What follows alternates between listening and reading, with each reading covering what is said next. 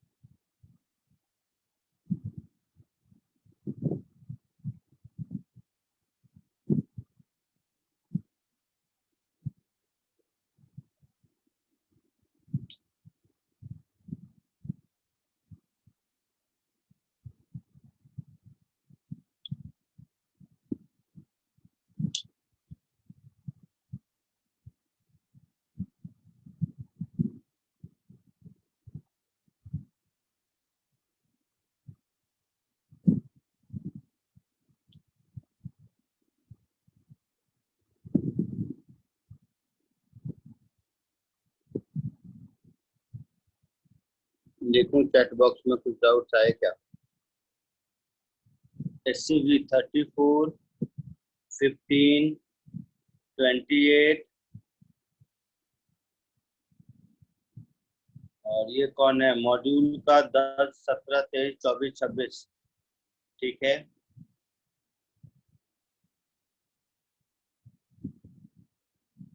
Exercise 3 का 3 सही है। ठीक है, तो SCV और मॉड्यूल इन दोनों से जो डाउट है लिख दो, क्योंकि मॉड्यूल भी सबके पास होगा ही। तो SCV में मुझे मिला 15, 28, 34। मैं तब तक लिस्ट बना लेता हूँ।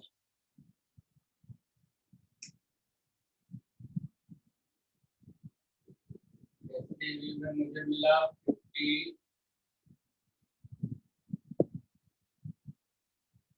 28 and 34।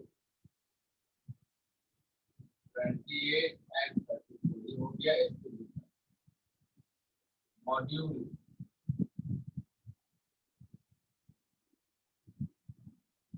में मिला मुझे एक्सरसाइज 1, 10, 17, 23, 24, 26।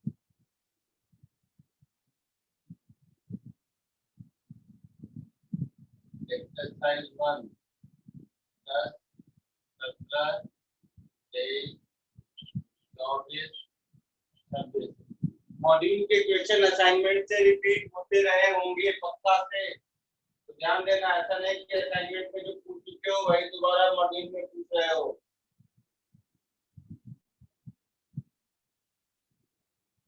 एक्सरसाइज 3 का 3,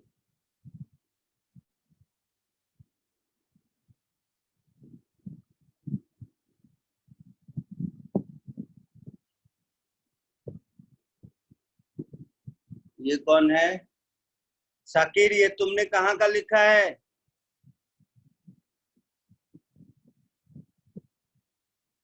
शाकिर ने जो नंबर दिया है किस बुक का है?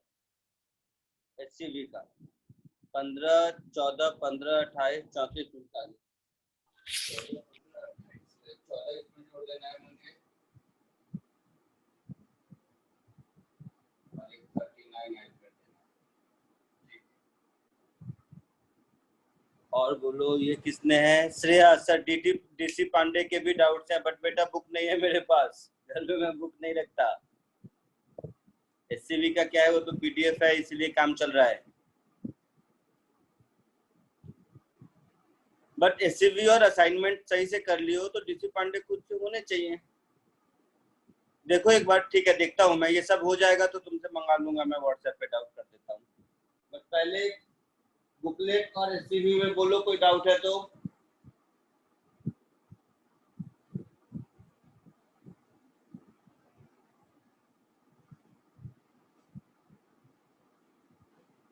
12 हो गए।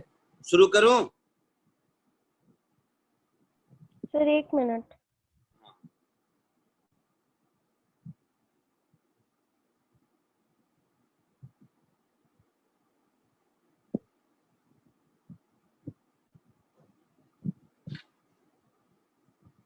हाँ व्हाट्सएप कर दे।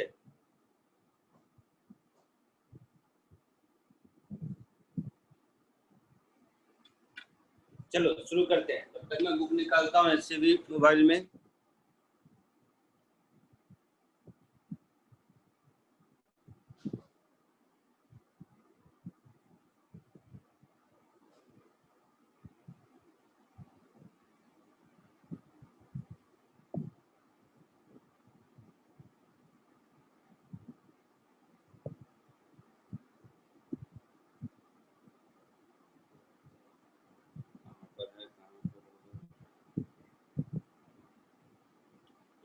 वर्मा पार्ट 1 में होगा।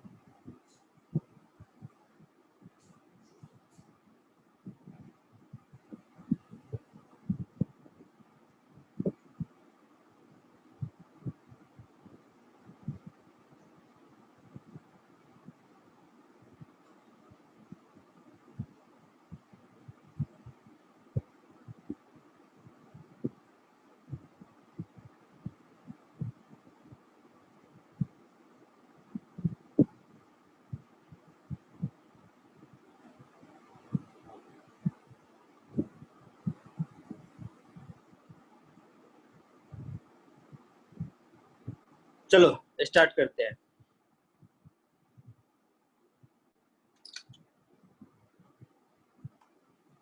सबसे पहले SC Verma question number 14।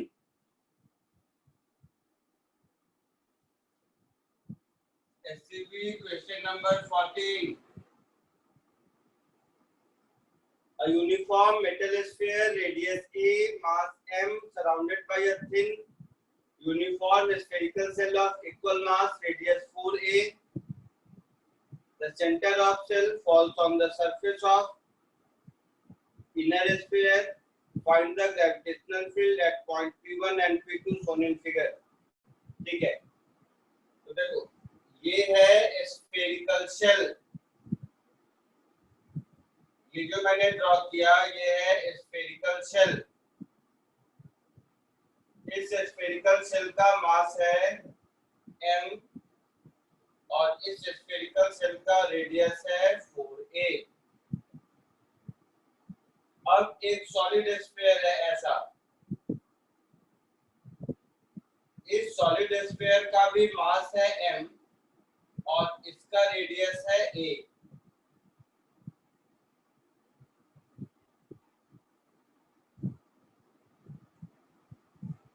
Point P1 और P2 पर मुझे चाहिए, पॉइंट P1 यहाँ है, पॉइंट P2 यहाँ है। P2 पॉइंट सरफेस से a दूरी पर है और P1 पॉइंट से सरफेस a दूरी पर है। इसमें क्या एकदम सिंपल सी कहानी तो है। किसने पूछा है ये?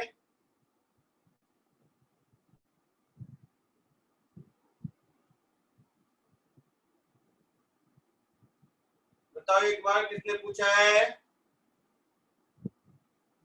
बोलना, डरने की जरूरत नहीं है, बता तो सही। तो देखो इसका है 4a, मतलब यहाँ से इसका 4a में से a गया, यहाँ से इसका डिस्टेंस होगा 3a। तो सबसे पहले पॉइंट P1 लेते हैं।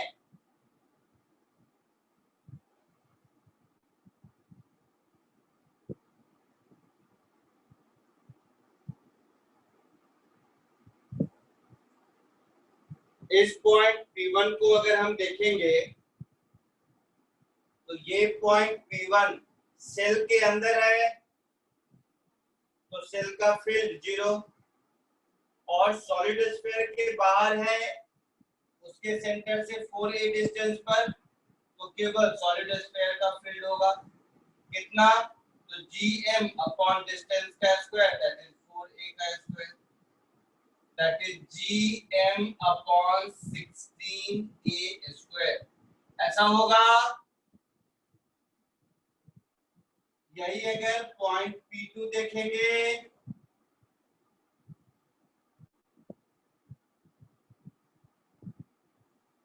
ये पॉइंट P2 सेल से भी बाहर है और सॉलिड स्फीयर से भी बाहर है।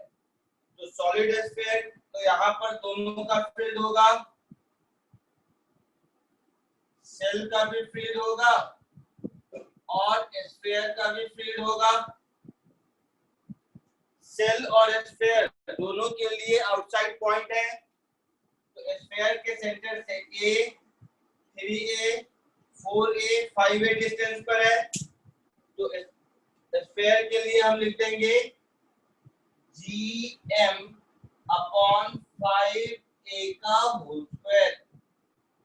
सेल के सेंटर से देखेंगे तो 3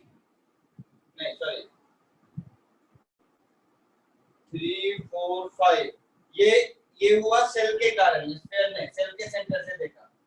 तो सेल के कारण लिख देंगे gm/5A का स्क्वायर। स्फीयर के सेंटर से देखेंगे तो A, 3A, 4A, 5A, 6A, तो प्लस gm/6A का होल स्क्वायर। तो इस केस में gm/A² कॉमन हो जाएगा, 1/5 का स्क्वायर दैट इज 1/25 प्लस 1/36। आगे एलसीएम लेके आप खुद सॉल्व कर लोगे। 14 जिसने पूछा था आया समझ में?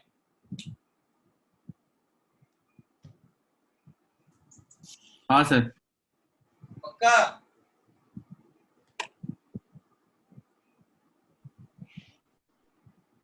जल्दी कॉपी कर लीजिए।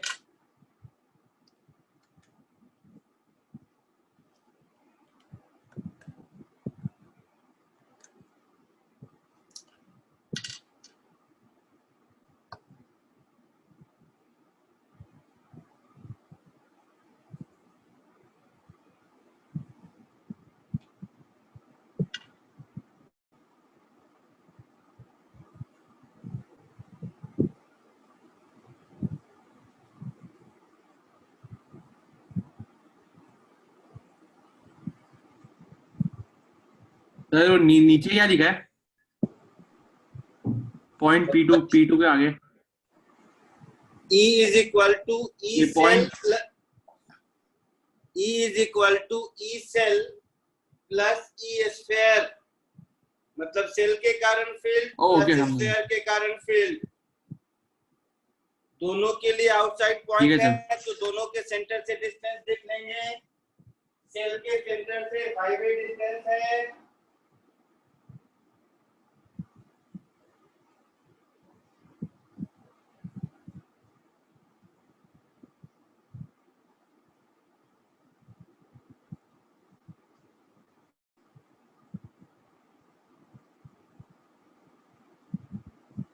सेल के सेंटर से 5A डिस्टेंस है, स्फीयर के सेंटर से 6A डिस्टेंस है।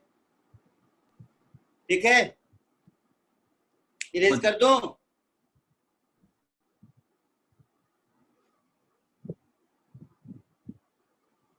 Next question number 15।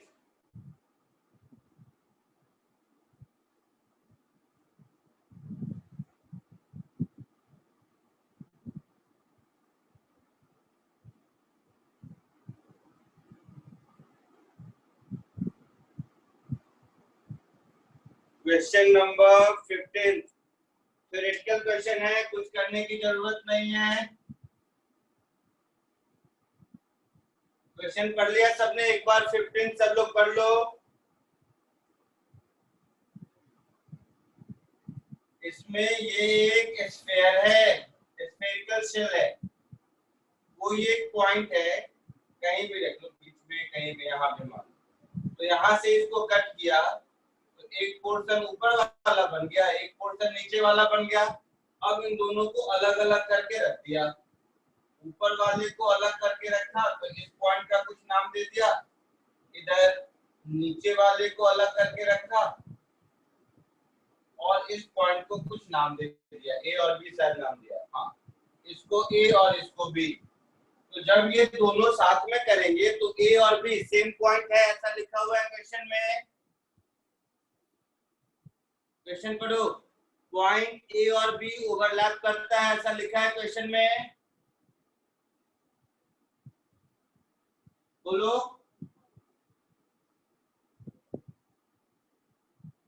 हाँ सर। तो पॉइंट हाँ ए सर। और बी ओवरलैप करता है, मतलब कंप्लीट स्फीयर में यहाँ पर फील्ड कितना होगा, 0 होगा।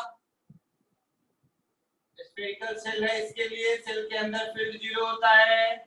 Yes sir. तो यहाँ अगर 0 है और इसी को खोल के ऐसा किया है, मतलब इतनी दूर का जितना फील्ड इधर होगा इसके नीचे वाले का उतना ही फील्ड इधर होगा, तभी दोनों 0 है। Yes sir. तो बोला कि यही बताइए कि दोनों फील्ड इक्वल होगा, होगा इक्वल, नहीं तो उस पॉइंट पे 0 हो ही नहीं सकता।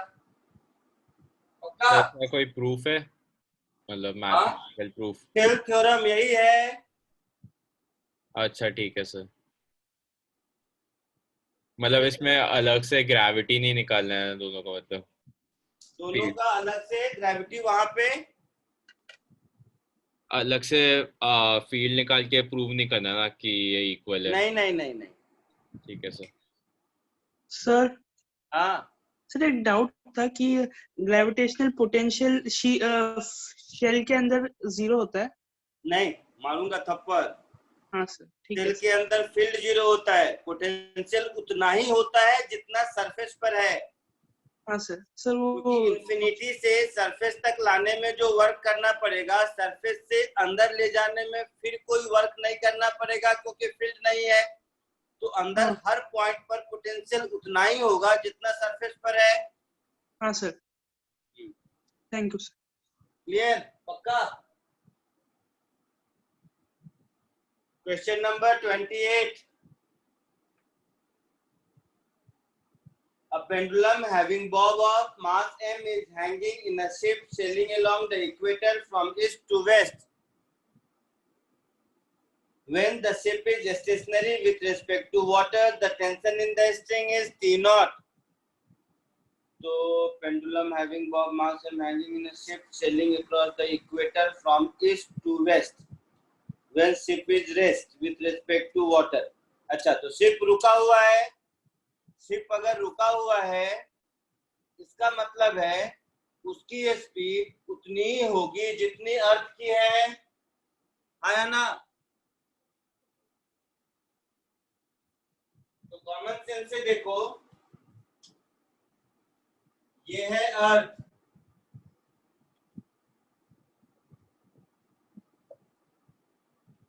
ये है इक्वेटर। तो यहाँ पर mg इधर लगा और centrifugal force m omega square r इधर लगा और टेंशन T इधर लगा। T नॉट बोल रहा है ए पार्ट, 28 का ए पार्ट। तो इस केस में T नॉट की value mg minus m omega square r के बराबर होगी।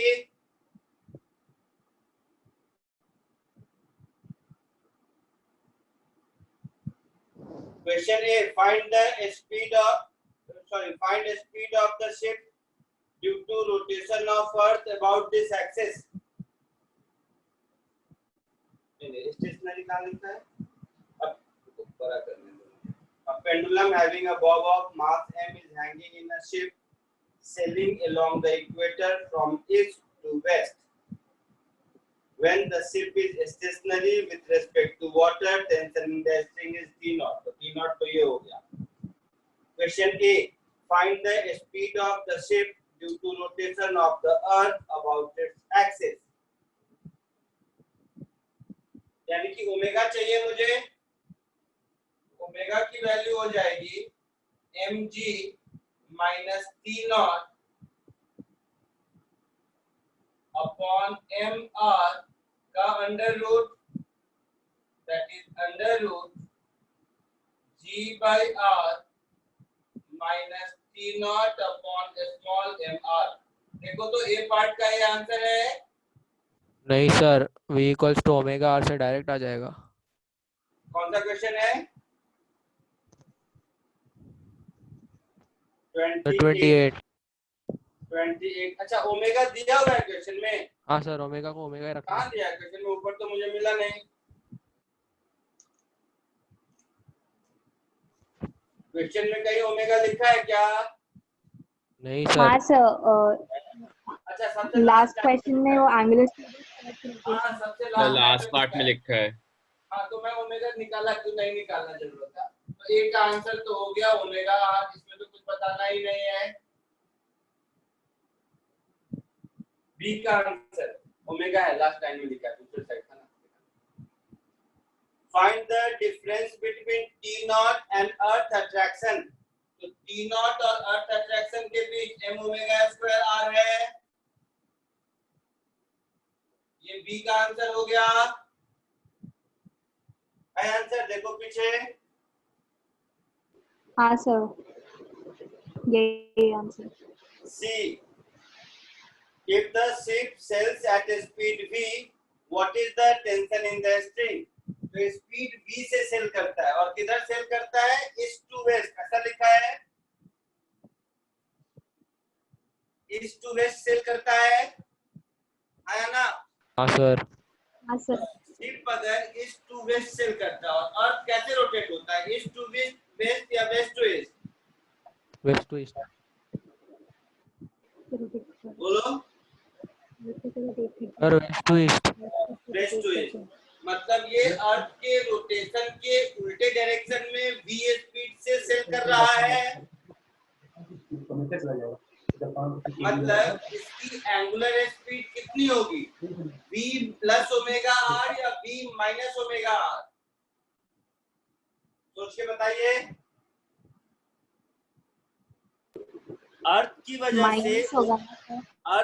माइनस मैंने बोला अर्थ की वजह से omega into R west to east है और ये खुद east to west v speed से रोटेट करता है, चलता है, ऐसा क्वेश्चन में लिखा है। और वो v स्पीड तो होगा विथ रेस्पेक्ट टू रिवर होगा। हाँ। तो इसकी actual speed west to east कितनी होगी?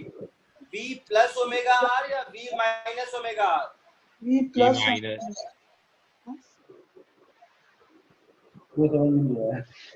सोच के बताइए।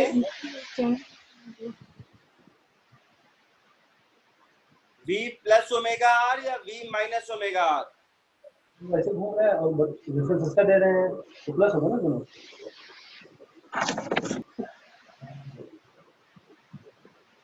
चलो ऐसे सोचते हैं। 2 मिनट, अब मेरी बात सुन लो। ऐसे सोचते हैं, मान लो एलिवेटर मॉल में जो एलिवेटर है, आई मीन एस्केलेटर है, वो v स्पीड से जा रहा है और तुम उसमें से v1 स्पीड से नीचे उतर रहे हो, तो एक्चुअली तुम कितने स्पीड से ऊपर जा रहे हो? ऊपर माइनस मतलब सब्ट्रैक्ट v करेंगे माइनस दोनों का v1 से ना, हाँ सर। हाँ क्योंकि दोनों का डायरेक्शन उल्टा है। उल्टा है। हाँ। हाँ। यही अगर एक अर्थ खुद रोटेट कर रहा है वेस्ट टू ईस्ट और ये उसमें जा रहा है ईस्ट टू वेस्ट, तो एक्चुअल में क्या होगा? डिफरेंस होगा, सब्ट्रैक्ट होगा ना? हाँ सर। तो इस केस में जो ओमेगा डैश मेरा होगा वो हो जाएगा ओमेगा आर माइनस बी। दोनों में कौन बड़ा है मुझे नहीं पता, तो मैं मॉड लिख देता हूँ, कोई फर्क नहीं पड़ता। ये होगा अपॉन आर होगा, जो ये actual speed of rotation of ship हुआ। तो अब अगर हम फ्री बॉडी डायग्राम ड्रॉ करेंगे तो mg इधर, t इधर और m ओमेगा डैश का स्क्वायर r इधर होगा। हाँ तो सर। आपने क्या पूछा है? Tension in the string t की वैल्यू। तो अब t की वैल्यू हो जाएगी mg minus M R into omega dash का स्क्वायर। अब ओमेगा डैश की ये वाली वैल्यू आप यहाँ पर पुट कर दीजिए। यहाँ पर पुट कर देंगे तो ये हो जाएगा M G minus M R. Omega dash को ऐसे लिखोगे तो ओमेगा आर माइनस बी का whole square upon R square, ऐसा होगा। हाँ सर। ये आर गया तो मेरा टी का वैल्यू हो गया M G minus M by R, इधर हो गया omega square R square plus B square minus 2b omega R, ऐसा हो गया। ए माइनस बी का होल स्क्वायर किया। हाँ सर। हाँ सर। टॉपिक को ध्यान से जरा तो ये हो गया mg minus m omega square R. mg minus m omega square R, ये तो t नॉट हो गया माइनस माइनस प्लस ये r कैंसिल हुआ तो 2m b omega minus m b square by r, ये कहानी हो गई। तो ये तो हो गया मेरा T not plus 2mv omega minus अब रेडियस ऑफ अर्थ 6400 किलोमीटर, तो ये टर्म छोटा होगा तो आपको यही शायद अप्रोक्सीमेटली आंसर दिया होगा। आया ना, एक बार चेक कर लीजिए। हाँ सर यही है। समझ आया? 28 ABC सारे पार्ट समझ आए? लिख लीजिए समझ के आप लोग अपने लैंग्वेज में। हाँ सर समझ।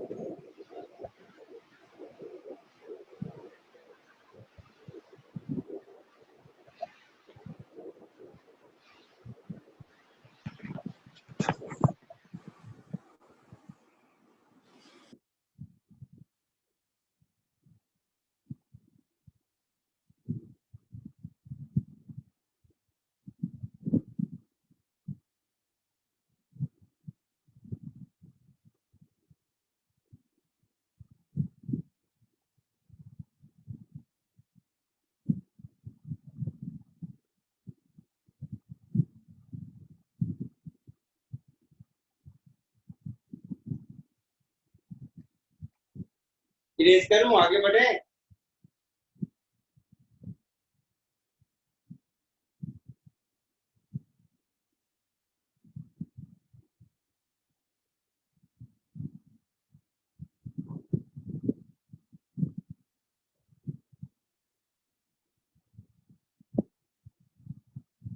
हाँ sir.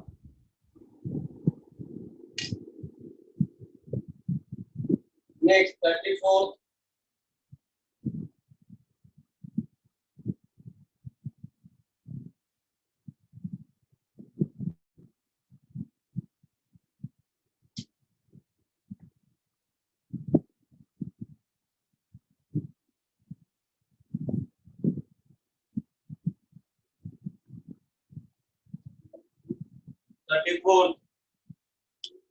What is the true weight of an object in geostationary satellite that weighs exactly 10 Newton at North Pole? मतलब नॉर्थ पोल पर तो केवल mg होगा, mg मुझे 10 न्यूटन मालूम है ना। हाँ सर। अब जियोस्टेशनरी सैटेलाइट को देखो तो ये हो गया अर्थ। अर्थ के चारों ओर ये चक्कर लगाता है, तो यहाँ पर m इंटू यहाँ पर जो भी फील्ड होगा g डैश वो इधर लगेगा सर। और ये इस सर्कुलर पाथ में मूव कर रहा है तो इस पर सेंट्रीफ्यूगल फोर्स इधर बाहर लगेगा m ओमेगा स्क्वायर, ये सेंटर से इसका जो भी डिस्टेंस हो। सेंटर से इसका डिस्टेंस अगर x है तो m ओमेगा स्क्वायर x, ऐसा लगेगा हाँ सर। है ना। तो यहाँ पर हाँ। इसका जो वेट होगा उस वेट की वैल्यू होगी mg dash minus m omega square x, ऐसा होगा। हाँ जियो स्टेशनरी ऑर्बिट का डिस्टेंस मैंने क्लास में निकलवाया था, हाँ सर। मतलब x की वैल्यू मालूम है। हाँ जियो स्टेशनरी सैटेलाइट का ओमेगा अर्थ के बराबर होता है, हाँ मतलब ओमेगा की वैल्यू मालूम है। हाँ सर, तो फिर हो जाएगा। और सॉलिड स्फीयर के कारण x डिस्टेंस पर फील्ड कितना होगा, मतलब g डैश मालूम है, हाँ सर, जी डैश में मिल जाएगा। मतलब तीनों मालूम है, हाँ तो निकल जाएगा।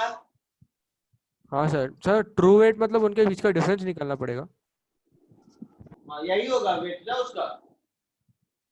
वहां पर उस सैटेलाइट में आई मीन उस जियो स्टेशनरी ऑर्बिट पर जो सैटेलाइट है उसके अंदर वो मास पर ट्रू वेट कितना शो कर रहा है, ठीक है सर, ओके समझा।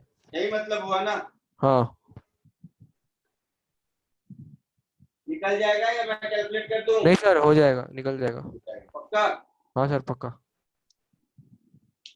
Next 39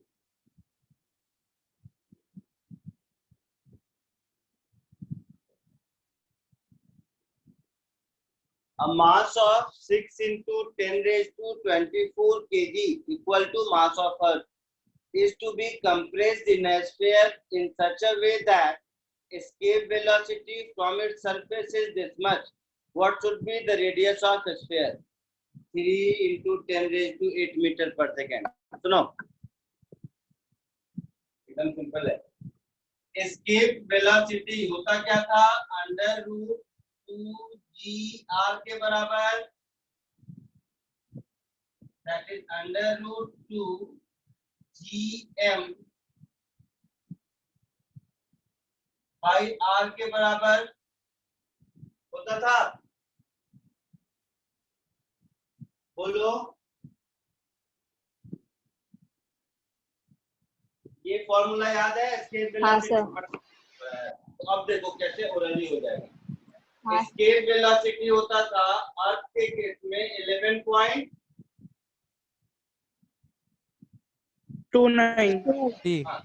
kilometre. तो किलोमीटर को मीटर में करेंगे तो 11.3 into 10 raised to 3 meter per second.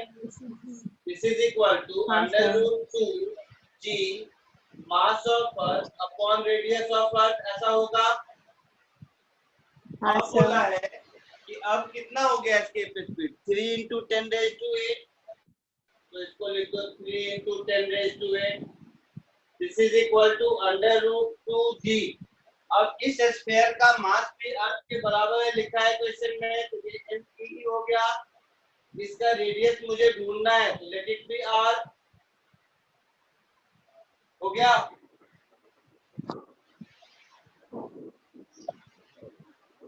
ये r ढूंढना है, मालूम है ना। बोल भाई क्या ढूंढना है, पता चला? हाँ सर। तो दोनों को डिवाइड कर दीजिए, तो 11.3 upon 3 into 10 raised to minus 5, this is equal to under root r upon radius of earth। तो यहाँ से मुझे r की वैल्यू मिल जाएगी radius of earth into 11.3 upon 3 into 10 the whole square into 10 raised to minus 10, ऐसा होगा। Radius of earth kilometre में 6400 kilometre होता है, तो 6400। आंसर देखो तो किस यूनिट में दिया है, मिलीमीटर। मिलीमीटर में। तो 6400 किलोमीटर को मिलीमीटर में कन्वर्ट करने के लिए कितना से मल्टीप्लाई करना होगा? 10 to the power 6. 10 to the power 6. तो इनटू 10 raised to 6 कर लो और ये 11.3 का स्क्वायर अपॉन 9 कर लो और इसको 10 raised to minus 10 कर लो, इतना मिलीमीटर आंसर होगा। आया समझ में? अप्रोक्सीमेटली मेरे से पूछोगे तो 6 प्लस 2 8, यहाँ पर और पॉइंट दे दिया तो 10, ये 10 गया। और अगर बोलोगे मुझे तो 11 का स्क्वायर 121 और 121 अपॉन 9 है, तो 9 को 10 पकड़ लो, तो 121 अपॉन 10 12.1 और उसको 0.6 पकड़ लो, तो 12.1 इंटू 6, 12 6 जा 72, 7 पॉइंट समथिंग है आंसर मिलीमीटर में। 9 है सर। 9 है तो एग्जैक्टली करूँ, मैंने थोड़ा सा कुछ ज्यादा ही अप्रोक्सीमेशन कर दिया होगा।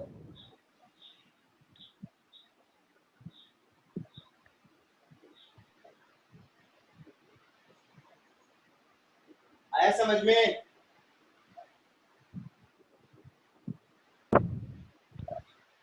हाँ सर। सो एससीवी डन। सर एक और डाउट था। लो क्वेश्चन नंबर 13 का सी पार्ट। क्वेश्चन नंबर 13 का सी 13, पार्ट। एक मिनट 13 निकालने दे। Solid sphere small M radius R placed inside hollow sphere, ऐसा वैसा वैसा वैसा। एक्स डिस्टेंस कहाँ से दिया है? x is greater than 2r। पर दिया कहाँ से है, कहाँ से मेजर करना है मुझे? सर वो सॉलिड स्फीयर और सॉलिड स्फीयर के ऊपर वाले टिप से। सॉलिड स्फीयर के सेंटर से, ऐसा? नहीं सर,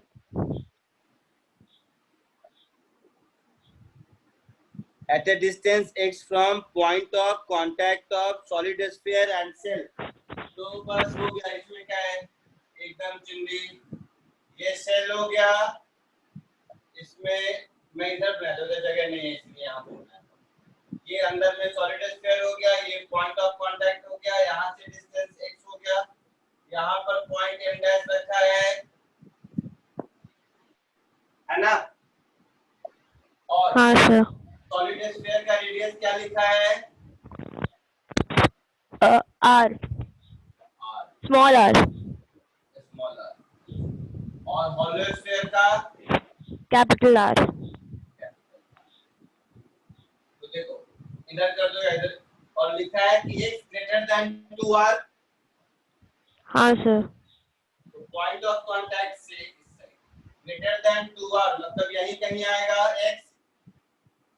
हाँ तो यहाँ पर इस बड़े वाले सेल के कारण फील्ड होगा, इस डिस्टेंस को लिखेंगे x माइनस 2r। समझ रहे हो? हाँ और इस डिस्टेंस को लिखेंगे x minus small r। Class में पूछा था शायद तुम लोगों ने। तो वहां पर फील्ड क्या होगा? दोनों का सम। तो बड़े वाले स्फीयर दोनों का मास सेम है क्या? हाँ सर। नहीं नहीं नहीं नहीं, ये क्या बोलते सॉलिड हैं, स्फीयर शेल का स्मॉल m और उसका small m।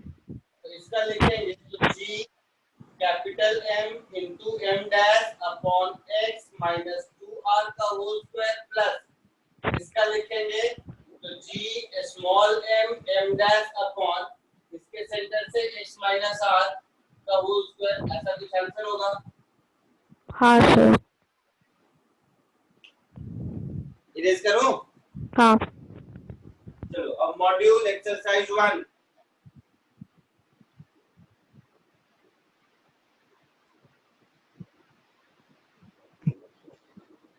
well this is something।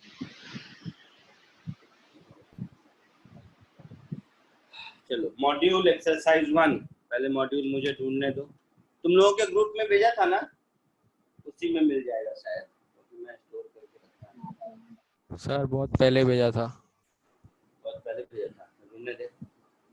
मिल जाएगा घबरा मत, 2 मिनट में कहीं ना कहीं तो जरूर होगा, कहीं ना कहीं तो जरूर होगा।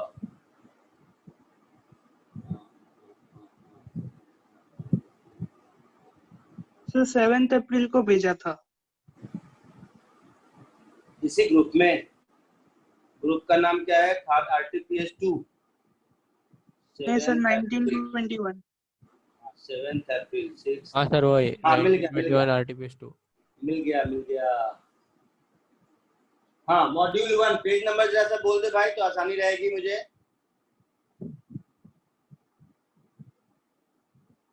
एक्सरसाइज 1 का पेज नंबर बोल दोगे तो मुझे आसानी पीडीएफ रहेगी। का मिल गया मिल गया 10 17 23 क्वेश्चन नंबर 10। कौन है ये? पहला क्वेश्चन इस चैप्टर में जो मैंने नोटबुक में कराया है वो यही क्वेश्चन है, क्वेश्चन नंबर 10 ट्रायंगल वाला, याद करो।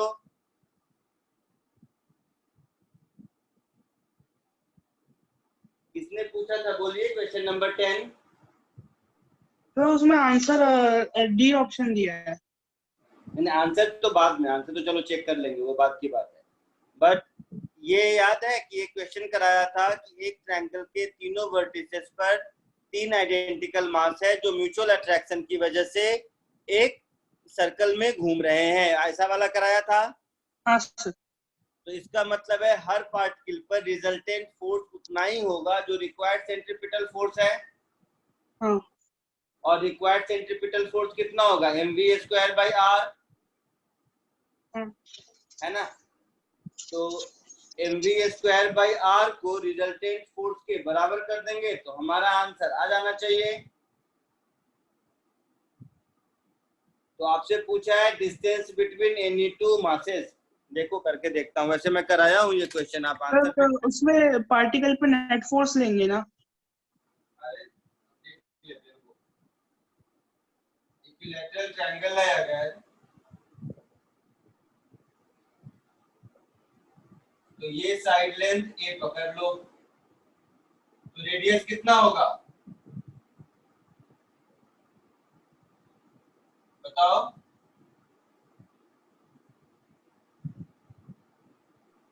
a/√3 यार। a/√3 होगा। हाँ सर। ये a/√3 ये फोर्स F है, ये फोर्स F है, तो और ये दोनों के बीच 60 डिग्री है, तो ये कितना होगा? √3F होगा। होगा। हाँ सर। तो this √3F is mv²/r, that is mv², नीचे a, ऊपर √3, इधर √3, f को लिखेंगे g m अपॉन a²। हाँ सर। ये √3 गया, ये a गया, ये m गया, तो a की वैल्यू हो गई gm/v², यही आंसर है। हाँ सर। सर कैलकुलेशन अगर सेम क्वेश्चन क्लास में कराया हुआ है, फिर भी तुम लोग फंस रहे हो। 17 मैं फिर कह रहा हूँ, नोट्स के क्वेश्चन, असाइनमेंट और एससी वर्मा, ये तीनों करने के बाद पूरे बुकलेट में हार्डली 2-4 क्वेश्चन डाउट में होने चाहिए, क्योंकि मैक्सिमम क्वेश्चन उसके बाद रिपीट ही होंगे। Next question number 17।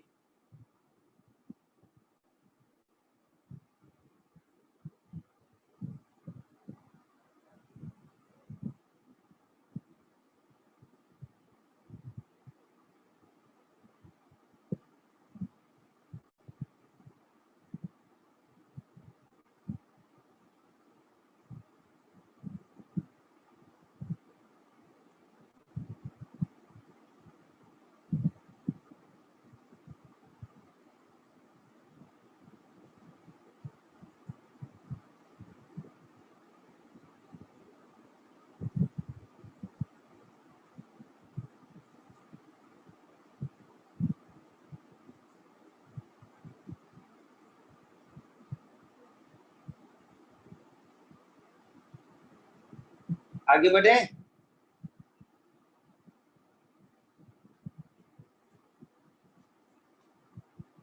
सेवेंटीन्थ पढ़िए।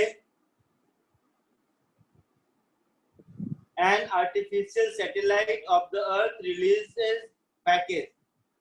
If air resistance is neglected, the point where the package will hit the कहीं नहीं हिट करेगा। क्यों हिट करेगा? क्यों हिट करेगा? ये तो ऐसा हो गया ना कि एक सैटेलाइट घूम रहा है, उसमें से कोई एक मास डिटैच हो गया, तो कोई एक मास डिटैच हो गया तो ड्रॉप लिखा हुआ है ना, तो उसकी स्पीड उतनी ही होगी।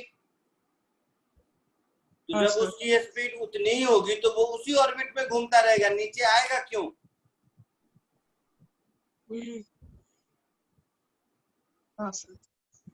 नीचे आएगा क्यों? नहीं आएगा, वही रहेगा, कभी हिट नहीं करेगा।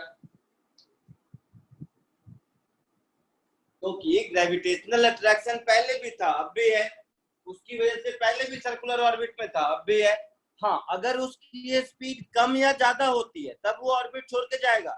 तो क्वेश्चन में जो लिखा हुआ है कि रिलीजेस, तो रिलीजेस की जगह रहता थ्रोन विथ स्पीड समथिंग कुछ दे देता, तब वो हिट करता या नहीं करता या ऑर्बिट छोड़ के जाता, अलग कहानी होती। बट रिलीज किया गया है विथ रिस्पेक्ट टू सैटेलाइट, उसकी स्पीड वही है, मतलब सैटेलाइट की जो थी वही है, तो वो उसी ऑर्बिट में घूमता रहेगा, नीचे क्यों आएगा? हाँ सर। ठीक है। 23rd, two satellites M1 and M2 are in same circular orbit around Earth but are revolving in opposite sense. When they undergo completely inelastic collision, तो क्या होगा? तो देखो ओरली, जैसे ही completely inelastic collision होगा तो और सब कुछ सेम है, तो कोलिजन से जस्ट पहले मोमेंटम जीरो हो जाएगा। एक का जितना मोमेंटम राइट साइड होगा, दूसरे का उतना ही मोमेंटम लेफ्ट साइड होगा। आया फिर ना? फिर से एक ऐसे घूम के आया और एक ऐसे घूम के आया, दोनों का सब कुछ सेम है, तो इसका मोमेंटम जितना आई कैप होगा, इसका मोमेंटम उतना ही माइनस आई कैप होगा। हाँ सर। तो जस्ट कोलिजन से पहले नेट मोमेंटम जीरो। तो after collision net momentum zero. मतलब स्पीड जीरो, स्पीड जीरो, तो अर्थ उसको अट्रैक्ट करेगा, वो आ जाएगा। हाँ सर। तो ऑप्शन पढ़ने दीजिए, कौन सा नंबर था? 23rd। कहाँ गया? हाँ, तो अब नेट मोमेंटम उसका जीरो हो गया, तो क्या होगा? वो सीधा सीधा मतलब उसकी स्पीड जीरो हो गई अब वहां पर। तो when they undergo completely inelastic collision, मतलब दोनों चिपक गया, स्पीड हो गई जीरो, तो कंटिन्यूज इन अपोजिट डायरेक्शन में ही जा रहा था ना? हाँ, अपोजिट में जा रहा था। Continues in same orbit, wrong, goes to circular orbit of lesser radius, speed तो है ही नहीं, क्यों जाएगा? नहीं, बी भी रॉन्ग, क्योंकि स्पीड जीरो हो गई। स्पीड कुछ रहता तब नया ऑर्बिट का हम सोचते ना, तो स्पीड तो जीरो हो गई उसकी, तो उसकी स्पीड जीरो हो गई उस पॉइंट पर, तो अब आगे वो नीचे की ओर गिरेगा, ये पक्का है। तो option C, goes in an elliptical orbit within the original circle, और वो है आउटसाइड। सी होगा, डी नहीं होगा। कैसे? कैसे? इस बात को ऐसे समझते हैं, ये एक सर्कुलर ऑर्बिट है, इसमें किसी भी पॉइंट पर ये सर्कुलर ऑर्बिट है और ये आपका मान लीजिए कुछ अर्थ, तो स्पीड मिनिमम अपोगी पर होती है। हाँ सर। स्पीड मैक्सिमम पेरिगी पर होती है। तो यहाँ पर कोलिजन के बाद जब स्पीड जीरो हो गया, तो ये पॉइंट फर्दर जो भी मोशन होगा उसका एपोगी होगा, और ये पॉइंट फर्दर जो भी मोशन होगा उसका पेरिगी होगा, तो वो इस ऑर्बिट में घूमेगा। दैट इज एलिप्स इनसाइड, समझ रहे हो ना, एलिप्स इनसाइड सर्कुलर ऑर्बिट। यहाँ पर अगर इसकी स्पीड ओरिजिनल स्पीड से बढ़ जाती तो ये पॉइंट पेरिगी होता और ये पॉइंट पेरिगी होता, मतलब अब जो एलिप्स बनता उसका एपोगी और दूर होता। तो अब हम कहते हैं कि आउटसाइड सर्कल में जो एलिप्स बनेगा उसमें जाएगा। हाँ सर। ठीक है, तो दिस इज 23rd 24th।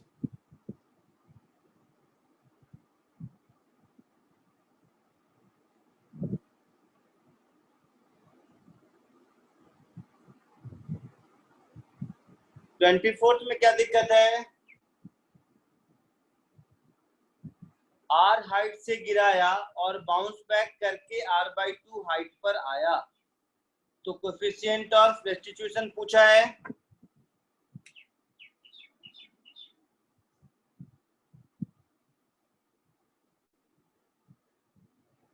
तो देखो, आर हाइट से गिराया, ध्यान से समझना, अर्थ के सरफेस से आर हाइट से गिराया, तो इस मोमेंट पर वेलोसिटी कितनी होगी? तो -gmm/2r is equal to -gmm/r plus half mv²। ये होगा, v को u कर दो, चलो u², ऐसा होगा, होगा। हाँ सर। तो इसको इधर ले आओगे, 1/2 gmm/r is equal to half small m v²। तो स्मॉल m गया, ये 2 गया, तो u²। तो u की वैल्यू हो गई √gm/r, हो गई। हाँ सर। दूसरे केस में यहां से वापस इसको स्पीड v मिल गई, सच दैट ये r/2 हाइट तक गया। यही कहानी है ना। तो अब अगर करेंगे तो -gmm/r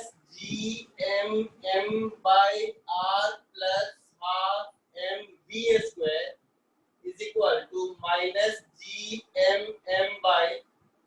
सेंटर r और r प्लस r/2, 3r/2, ऐसा होगा। तो यहां से मिल गया half mv² is equal to, इसको इधर ले जाओ, तो gmm/r common, 1 - 2/3 that is gmm/3r, ये m गया, तो v की वैल्यू मिल गई √2gm/3r मिल गई। सो कोएफिशिएंट ऑफ रेस्टिट्यूशन क्या होगा? Velocity of separation upon approach. तो वेलोसिटी ऑफ सेपरेशन कितना था? √2gm/3r, और वेलोसिटी ऑफ अप्रोच कितना है? √gm/r। तो ये होगा √2/3। ऐसा कुछ है आंसर? हाँ सर। लिख लीजिए इसको, ये पूरा ठीक है सर।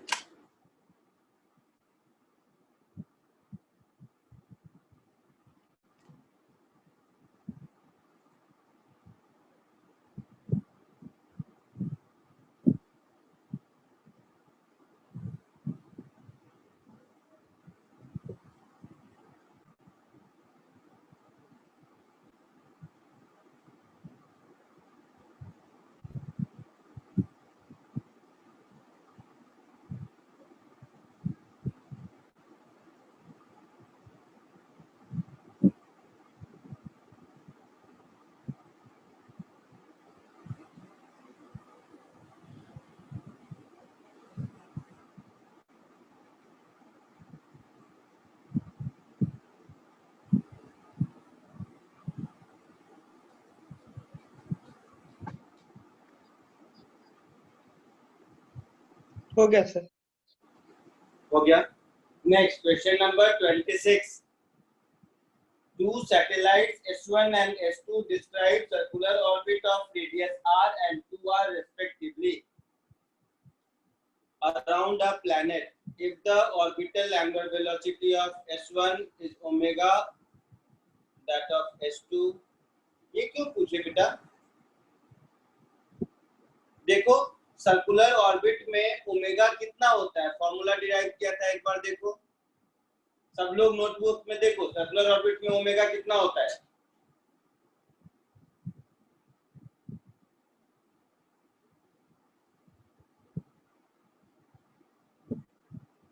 हाँ सर. मिला एक्सप्रेशन ओमेगा का हाँ सर. क्या होता है? G √/GM upon R cube. क्या root over GM upon R cube. GM upon R Cube. Cube. Very good. GM upon R cube omega होता है. तो R रेडियस में कौन सा नंबर था? 26. तो R रेडियस में ओमेगा है, तो 2R रेडियस में क्या होगा? 2R की जगह 2R की जगह 2R का क्यूब होगा. हाँ सर. है ना? हाँ सर. समझ रहे हो पक्का? हाँ सर. यानी कि √8 मतलब 2√2 मतलब ए ऑप्शन आंसर. उरली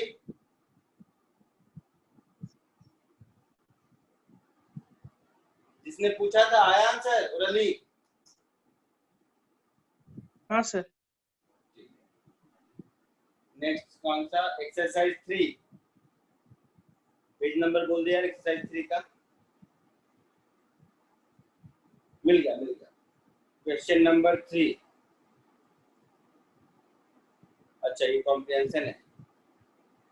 Figure shows that orbit of planet P around the sun is sun S is A, B, C, D are the minor major. If tunnel is cut at any orientation through Earth, then a ball released from one end will reach to other end in the time. तो इसका तो इस question इस paragraph से कोई लेना देना नहीं है बेटा, ये अलग क्वेश्चन है. समझ आया? हाँ सर. पैराग्राफ के इंफॉर्मेशन की कोई जरूरत नहीं, ऐसे ही सॉल्व कर सकते हैं. तो if a tunnel is cut at any orientation through the earth, then the ball releases from one end will reach to other end कितने टाइम में, यही पूछा है. हाँ. तो देखो जब एनी ओरिएंटेशन लिख ही दिया है तो मुझे मैं किसी एक ओरिएंटेशन में निकाल लूं तो मेरा काम चलेगा. हाँ सर. तो सबसे आसान है डायमीटर वाला निकाल लूं. हाँ सर.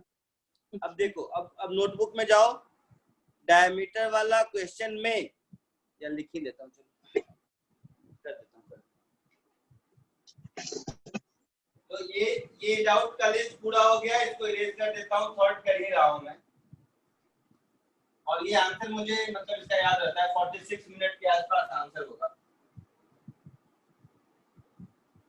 पर देख लेते हैं क्योंकि ये वैसे एक फैक्ट आ जाता है. पर देखो चलो, ये अर्थ है, मान लो ये एक टनल मैंने डिग कर दिया, लिखा ही है एनी ओरिएंटेशन मतलब कोई भी मान लो, तो मैं ये मान लिया. यहाँ से रिलीज किया मतलब ये एक एक्सट्रीम है, ये दूसरा एक्सट्रीम है. प्रूव कर चुके हैं कि ये एसएचएम होगा, कर चुके हैं ना. हाँ सर. तो फोर्स इस केस में होता है GM small m into x upon r cube with minus sign. अगर डिस्टेंस यहाँ से x है तो याद है. हाँ सर. तो GM m by r square मिला के स्मॉल m हो जाएगा, तो small m g by r into x, तो एक्सेलरेशन हो गया minus g by r into x, मतलब यही टर्म हो गया ओमेगा स्क्वायर, है ना. हाँ सर. तो यहाँ से अगर स्टार्ट किया तो यहाँ से यहाँ पहुंचना वन टाइम पीरियड के बराबर, वन टाइम पीरियड का आधा है. हाँ सर.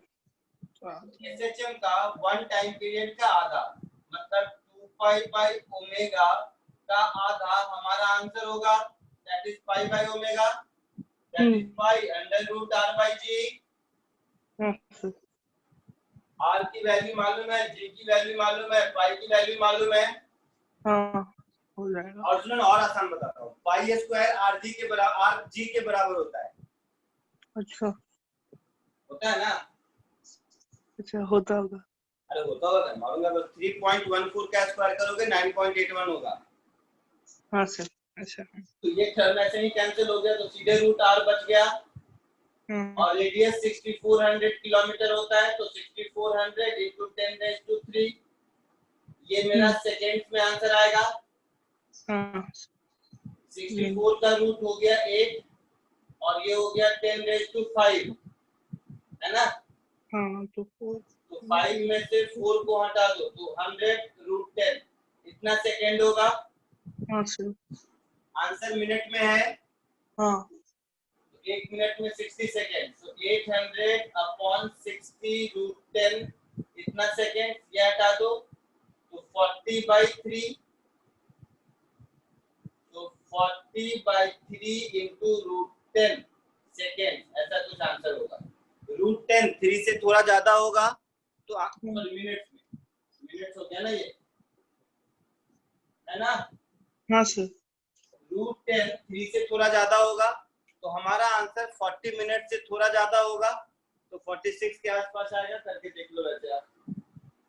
हाँ सर ठीक। चमका? हाँ सर। चलो इतने डाउट्स थे हो गए। अब बचा इसका शायद श्रेया ने पूछा था कुछ डीसी पांडे में से,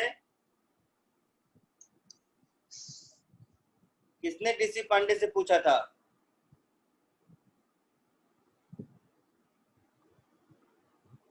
हाँ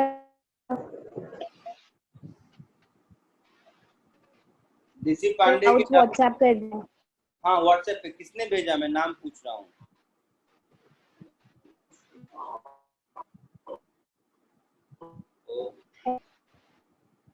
नाम तो बता दे अपना।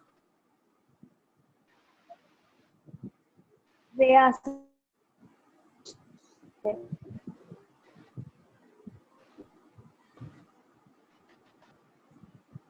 कहाँ गया तेरा व्हाट्सएप?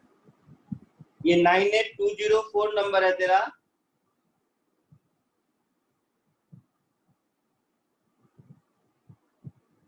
हाँ मिला। बोलो क्वेश्चन नंबर बोलो। 5 और 6 एक बार भेजा है, वही क्या? हाँ सर 5 and 9। अच्छा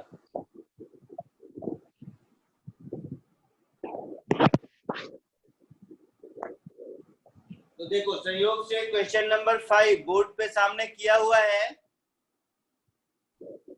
हाँ एक्सीलरेशन पूछा है एट अ डिस्टेंस y, तो वो जो मैंने x लिखा है उसकी जगह y होगा। हाँ सर। और स्मॉल g की जगह √gm/r होगा। हाँ क्या हुआ ये क्वेश्चन, ये सामने में आपके किया हुआ है, तो यहाँ से कर दें। और मुझे डायरेक्शन नहीं चाहिए, तो एक्सीलरेशन का मैग्नीट्यूड हो जाएगा g/r और x की जगह y। g को लिख सकते हैं √g m/r², है ना? तो ये r³ हो गया ऐसा। हाँ मास को लिख सकते हैं 4/3 पाई r³ into डेंसिटी। हाँ तो शायद डेंसिटी के टर्म में आंसर है 4g पाई डेंसिटी रो into x/3, ऐसा कुछ है आंसर। 4/3 पाई जी। हाँ सर x की जगह y और क्या है? y हो जाएगा। हाँ हाँ चलो 5 हो गया। और now 6, a train of mass small m moves with velocity v on an equator from, ये वो क्वेश्चन हो गया जो अभी किया था शिफ्ट वाला। हाँ हाँ सर लेकिन इसमें कुछ ज्यादा ही टर्म्स है ऑप्शन में। अच्छा कर देते हैं, बट इतना तो समझ आ रहा है कि शिप हाँ, पानी सर। में चल रहा था, यहाँ पर ट्रेन चल रहा है, इतने का ही फर्क है। हाँ तो और इसमें भी इक्वेटर पर है और इसमें भी ईस्ट से वेस्ट जा रहा है, मतलब उल्टा जा रहा है। हाँ सेम क्वेश्चन है, एग्जैक्टली सेम क्वेश्चन है बेटा। तो सर ये देखो कैसे फर्क इतना है, इसमें नॉर्मल रिएक्शन पूछा है, देखिए।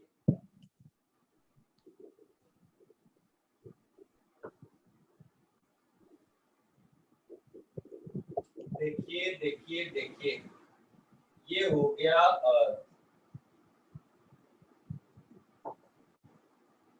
ये हो गया इक्वेटर, इस पर ट्रेन मूव कर रहा है, तो अर्थ अपना ग्रेविटेशनल फील्ड इधर लगाएगा m इंटू जी।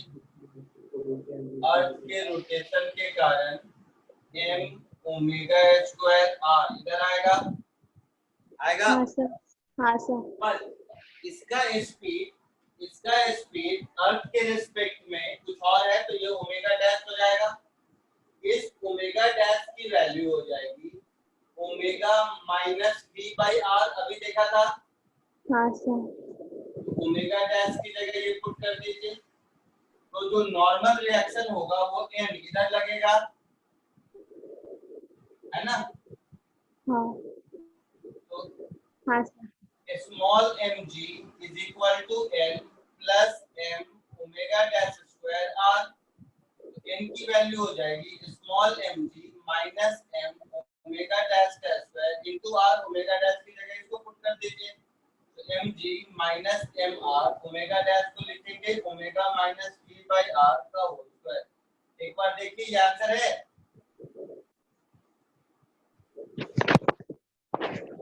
इसी को रीअरेंज किया होगा, देखिए मैं ही कर रहा हूं। इसी में से mg कॉमन ले लीजिए, दोनों साइड सब में mg कॉमन है। हाँ सब में से लाइए, मैं भी mg कॉमन ले लेता हूं, सब में से mg कॉमन ले लिया, तो ये 1 हो गया, ये हो गया r बाई g, ये हो गया omega minus v by r का होल स्क्वायर। अब ये माइनस v का होल स्क्वायर कर सकते हो वहां पर, मुझे तो दिख रहा है आ गया हाँ आंसर। हाँ आ गया। हाँ सर समझा। ठीक है, हाँ सर। और बोलिए और कोई है। हाँ एक 9 और वाला। भेजा है। 9 gravitational field intensity at a point given by ऐसा, then potential at a distance r is। तो फील्ड और पोटेंशियल में रिलेशन बताया था, E is equal to minus dv by dr। हाँ हो गया, अच्छा। हाँ सर। हाँ हाँ ये नहीं है ना। समझा था। हाँ सर। E दिया हुआ है मुझे gm upon r to the power 5/2, यही है 2.5 का मतलब। हाँ तो मैंने हाँ से सर। b पूछा है, E is minus dv by dr। हाँ तो dv is equal to minus integral of e dr। e का एक्सप्रेशन मालूम है, इंटीग्रेट कर देना है। हाँ सर समझा। हो गया, हाँ सारे डाउट खत्म। Yes sir. Next lecture electrostatics, ठीक है। हाँ चलिए done, bye. Bye sir, thank you sir. Welcome.